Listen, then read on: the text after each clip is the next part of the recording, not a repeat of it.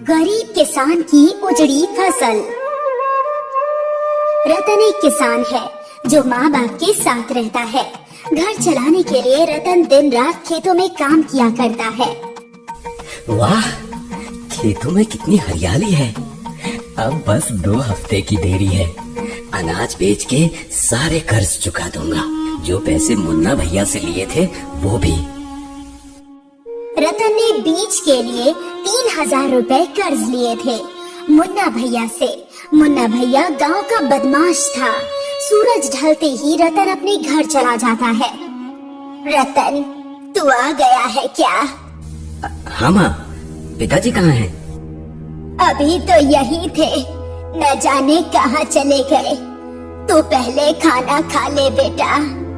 माँ, अभी भूख नहीं लगी है, रुक जाओ ना। क्या भूख नहीं लगी है? सुबह से रात तक खेतों में काम करता रहा है। देख कितना पतला हो गया है तू। कैसे कोई बाप अपनी बेटी से तेरी शादी करवाएगा? ना करवाए, मैं कौन सा शादी के लिए मरा जा रहा हूँ। देखिए ना पिताजी, हमेशा शादी की बात करती रहती हैं। हाँ तो गलत क्या कह रही है। मैं जब तेरी उम्र का था तो तू मेरी गोद में सूसू कर देता था। देखा? पिताजी, अब आप भी मत शुरू कीजिए। ठीक है, नहीं बोलूंगा। अभी खेत देखने गया था। इस बार फसल तो बढ़िया होगी है। हाँ, 2 हफ्तों में कटाई भी चालू कर दूंगा। इस बार बहुत अनाज उगेगा। एक बात बता, तेरे पास बीज के पैसे कहाँ से आए? वो मुन्ना भैया से लिया था। अनाज बिकते ही उन्हें पैसा लौटा दूंगा।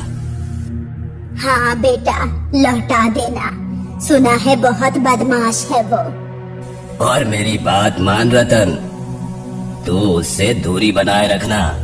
सुना है उसके पैसे लोगों को फलते नहीं हैं। आप बिल्कुल चिंता मत कीजिए, उसे पैसे भी दे दूंगा और घर की थोड़ी मरम्मत भी करवा लूंगा। रात होते ही रतन खटिया डाल के हमेशा की तरह घर के बाहर सो जाता है। उसी रात गांव में जोर जोर से हवाएं चलने लगी। रतन के माता पिता घर के बाहर आ गए। लगता है आंधी आने वाली है। रतन को उठाना होगा। बेचारे को सोने दो, पूरा दिन थका रहता है। रात में तो सुकून की नींद सोने दो, जो होना है होगा। रात भर आंधी तूफान आने के कारण रतन के घर की हालत पहले से भी ज्यादा खराब हो गई थी। खेत की फसल बर्बाद हो गई थी। रतन ने जब सुबह ये सब देखा तो ये कैसे हो गया? बेटा, पूरी रात आंधी तूफान चल रहा था। आपने मुझे उठाया क्यों नहीं? बेटा, तू उठ के क्या कर लेता, बस परेशान हो जाता। ये तो घर भी टूट गया। अब हम रहेंगे कहाँ? मैं खेत जाके आता हूँ। बेटा, कुछ नहीं बचा, सब बर्बाद हो गया बेटा। घर में अनाज का एक दाना तक नहीं है। सारा कुछ तूफान में बर्बाद हो गया बेटा।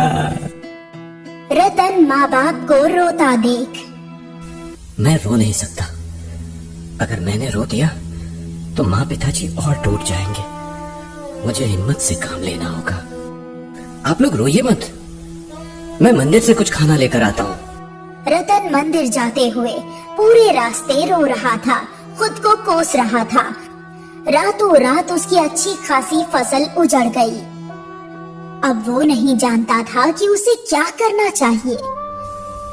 गांव में सबके घर सही सलामत है, बस मेरा ही घर टूट गया। आज पहली बार अपने माँ बाप के आंखों में आंसू देखे मैंने। दिन रात एक करके फसल उगाई थी, एक रात में सब खत्म हो गया। ऐसा मेरे साथ ही क्यों होता है? हे भगवान। रतन मंदिर से प्रसाद लेकर घर जा रहा था। तभी रतन देखता है कि एक बूढ़ी दादी माँ रो रही है।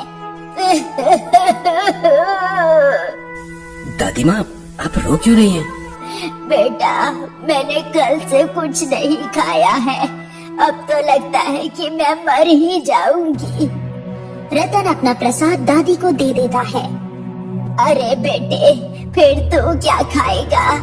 मैं एक दिन भूखा रह लूंगा दादी माँ, पर आप नहीं रह सकती हैं। आप ये खा लीजिए।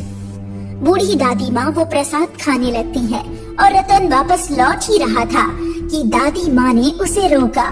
बेटा, 1 मिनट। दादी माँ के साड़ी के पल्लू में कुछ बंधा हुआ था। वो उस गांठ को खोलती है। उसमें कुछ बीज होते हैं। बेटा, ये ले और अपने खेतों में बो देना। पर दादी माँ, इससे क्या होगा? तूफान में मेरा घर, खेत सब खत्म हो गया। 5 महीनों की मेहनत पे पानी फिर गया। बेटा, तो बस इन्हें अपने खेतों में बो दे। भगवान तुझे और तेरे माता पिता को खुश रखेगा। हमेशा खुश रह।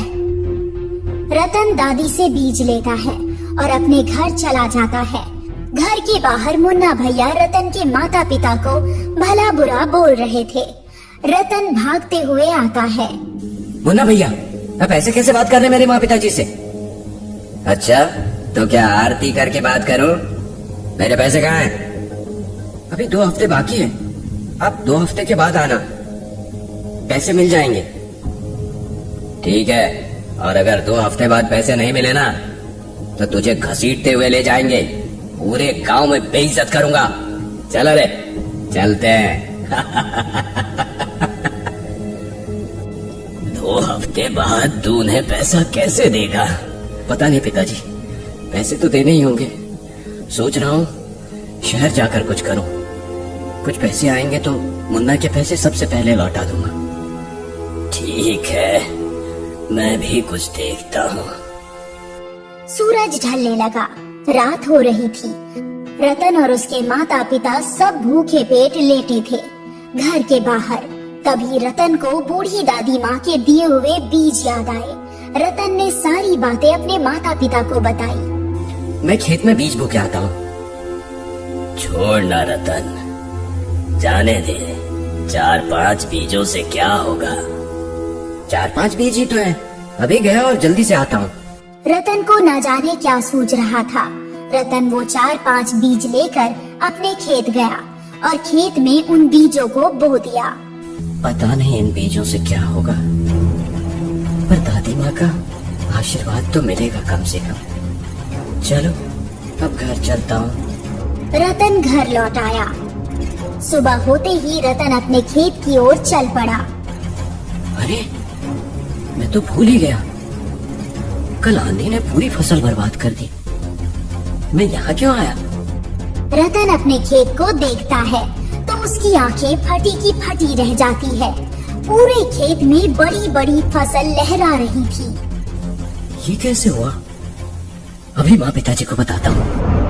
रतन के माँ पिताजी फसल देखते ही खुशी से खेतों में झूमने लगे। तभी रतन की माँ खेतों के बीच में गई और उन्हें कुछ चमकता हुआ दिखा।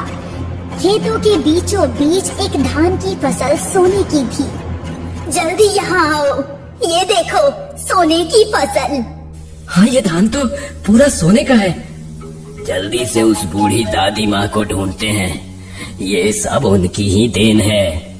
तीनों मिलके पूरा गांव घूम लिए, पर वो बूढ़ी दादी माँ कहीं नहीं मिली। गांव वालों ने बताया कि ऐसी कोई बूढ़ी दादी माँ हमारे गांव में है ही नहीं। छोड़ो, जाने दो। वो जो भी थी हमारे लिए स्वयं देवी थी। रतन ने अनाज बेच के बहुत पैसे कमाए और अपने घर को 2 मंजिला बना दिया। मुन्ना भैया को भी समय से पहले पैसे दे दिए। सब अच्छे से हो गया। हाँ, सारी परेशानी खत्म हो गई और मेरी मेहनत भी रंग लाई। बस एक चीज नहीं हुई, रतन की शादी। माँ, आप शुरू मत हो जाना। पिताजी कुछ बोलिए ना। फिर से तुम दोनों का शुरू हो गया। मैं कुछ नहीं बोलूंगा, तुम दोनों देख लो। अब जब सब कुछ ठीक हो गया था तो सही समय था रतन की शादी के लिए। इसीलिए माँ हाथ धोकर उसके पीछे लग गई। आखिर रतन को भी एक सुंदर लड़की पसंद आ ही गई। और बहुत ही अच्छे से रतन का ब्याह उस लड़की के साथ हो गया। अब रतन की माँ बहुत खुश थी, उनकी सारी जिम्मेदारियाँ पूरी हो गई। रतन की किस्मत बदल गई और इसका कारण उसकी अच्छाई थी।